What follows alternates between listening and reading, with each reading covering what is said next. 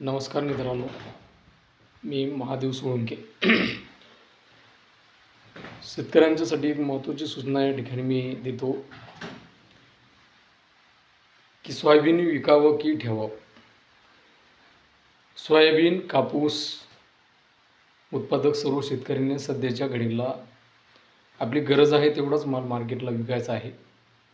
कारण की येणाऱ्या भविष्यामध्ये सोयाबीन आणि कापसाच्या भावाला खूप खूप मोठी तेजी त्या ठिकाणी येण्याची शक्यता आहे.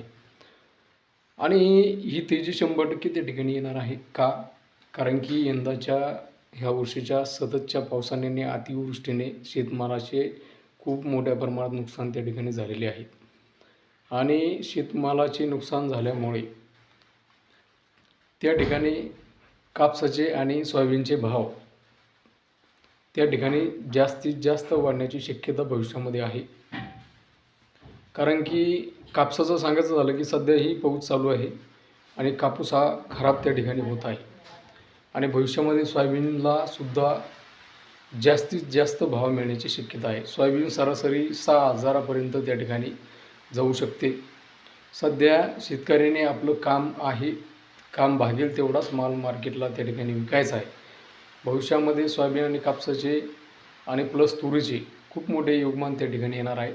कारण की हा पाऊस काय एका जिल्ह्यापुरता किंवा 2 जिल्ह्यापुरता मर्यादित नसून तो संपूर्ण महाराष्ट्रामध्येच नव्हे तर देशाच्या अनेक राज्यामध्ये तो कापूस त्या ठिकाणी पाऊस अतिवृष्टी त्या ठिकाणी झालेली आहे. आणि हीच ती वेळ आहे की कमीत कमी माल आपल्या कामापुरता माल मार्केटला घालायचा आणि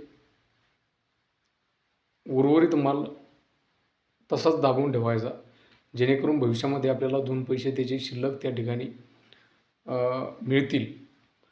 आणि दुसरी गोष्ट म्हणजे मार्केटमध्ये आडतीवाल्याकडून मोठमोठाले व्यापाऱ्याकडून शेतकऱ्याला जर त्रास त्या ठिकाणी होत असेल तर शेतकऱ्यांनी एकमेकांना सहकार्य त्या ठिकाणी आडतीमध्ये करायचं आहे. की अशा प्रकारची लूट तुम्ही आमच्या शेतकरी बांधवांची या ठिकाणी करू शकत नाही. एकमेकांना सहकार्य करणं आपलं शेतकरी बांधवांचं हे काम आहे.